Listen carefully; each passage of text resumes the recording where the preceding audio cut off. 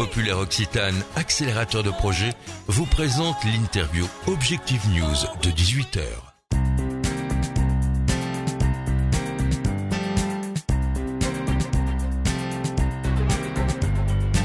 Bonsoir, bienvenue sur objectifnews.tv pour l'interview quotidienne de 18h en compagnie aujourd'hui d'Olivier Adair. Bonsoir. Bonsoir. Vous êtes directeur du centre commercial La Bêche 2, propriété d'Unibail. Absolument. Donc, La Bêche est tout près de Toulouse. Quel est votre premier bilan des soldes qui ont commencé la semaine dernière ? Écoutez, on est plutôt satisfait puisqu'il y avait beaucoup de craintes, notamment eu égard à la conjoncture, eu égard aux soldes flottantes, à tous les éléments de promotion qui peuvent des fois nous donner l'impression que l'impact des soldes peut être moindre, mais dans les faits non.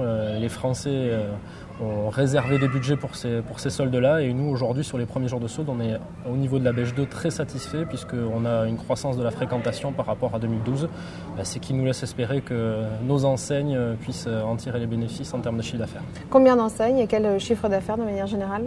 Alors sur l'ensemble du centre, en dehors de l'hypermarché Carrefour qui est la locomotive du centre commercial, c'est environ 120 boutiques. Je dis environ parce qu'il y a des recommercialisations qui sont en cours, mais globalement c'est la surface sur 47 000 m² de GLA, donc c'est-à-dire de surface commercialisable. Et ça représente en termes de poids économique un chiffre d'affaires qui se situe un peu plus de 250 millions d'euros de chiffre d'affaires. Quelle est votre façon pour le groupe de gérer vos relations et votre politique marketing avec les enseignes, que ce soit pour le recrutement ou ensuite pour la vie quotidienne des enseignes ? Alors la relation avec les enseignes, elle se fait à plusieurs niveaux. Elle se fait bien entendu au niveau de la commercialisation en amont, puisque Unibail Rodamco, en tant que premier opérateur européen d'immobilier commercial, a intégré de manière verticale l'ensemble des métiers, et donc du développement jusqu'à la gestion. Et donc, un des premiers enjeux avec les enseignes est d'arriver à convaincre les plus grandes enseignes, celles qui ont la plus grande renommée internationale, de pouvoir venir dans nos centres. Alors ça passe justement par la capacité à leur prouver qu'au niveau de l'exploitation, sur chacun de nos centres, nous sommes capables de faire autre chose que d'empiler des enseignes, et chacune d'entre elles avec leur stratégie commerciale et leur stratégie marketing. Nous aussi, au niveau du centre, il faut qu'on soit capable de les intégrer dans notre stratégie de communication, dans notre stratégie marketing, qui est aujourd'hui véritablement 360, et donc notre capacité à positionner nos centres, c'est-à-dire à savoir prêter une attention particulière à l'accueil, à la qualité, au confort que l'on propose à nos clients, mais aussi dans la relation de communication qu'on peut avoir avec eux. Aujourd'hui, on est vraiment rentré dans une nouvelle génération de centres commerciaux où bien entendu le parcours client, avec l'évolution des modes de consommation, l'évolution des médias, font que le parcours client il commence déjà chez soi, avec Internet. Pendant la visite sur un centre commercial, avec votre smartphone, vous allez rentrer dans les boutiques, comparer vos prix, aller chercher les bonnes promotions.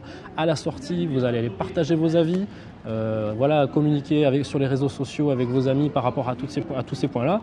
Donc plutôt que de vivre la présence et l'évolution d'Internet et de ce côté omnicanal comme une concurrence, on veut vraiment l'intégrer. C'est-à-dire qu'aujourd'hui, par le lancement de notre application iPhone au mois de décembre, qui permet par exemple d'avoir un moteur de recherche pour ses soldes, des petites calculettes pour calculer le montant des réductions cumulées pendant les soldes.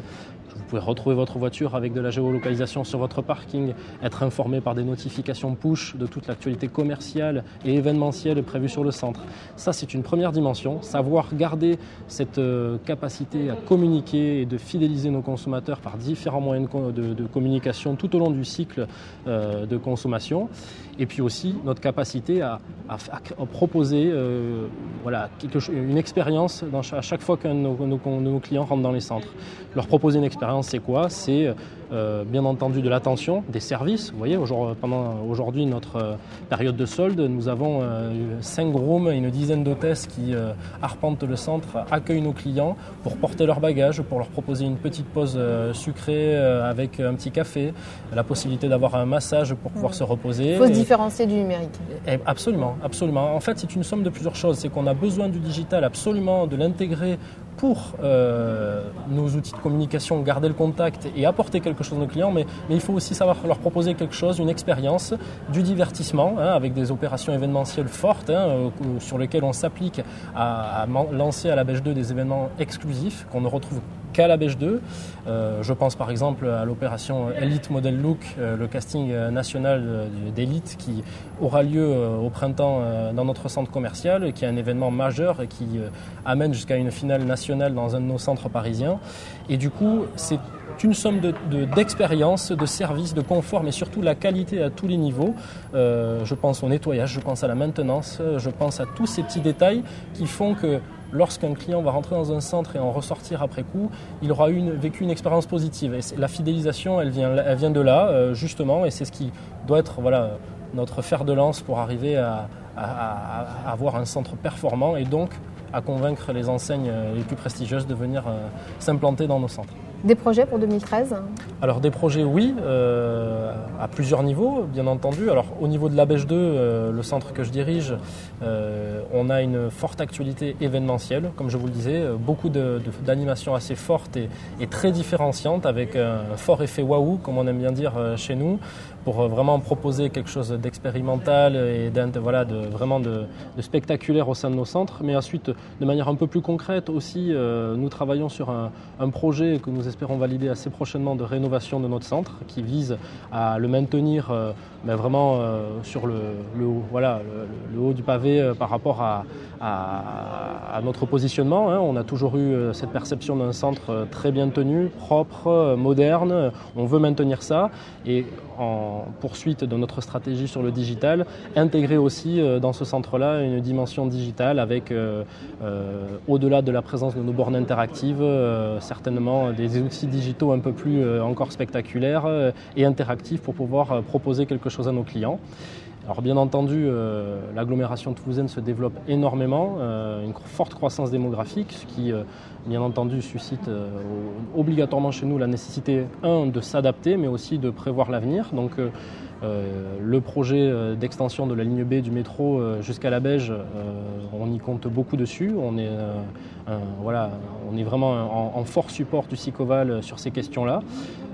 Parce que la zone en a énormément besoin en termes d'infrastructures de transport, puisqu'on a aujourd'hui des problématiques de circulation sur ce coin de Toulouse, mais aussi bien sûr pour nous en termes d'opportunités commerciales et certainement avec l'arrivée du métro, pour nous la nécessité aussi d'adapter notre outil avec des projets sur lesquels on travaille au niveau d'Unibail-Rodamco et aussi avec le SICOVAL pour adapter l'offre commerciale par rapport à cette zone de chalandise future. Merci beaucoup Olivier Adair. Je vous en prie.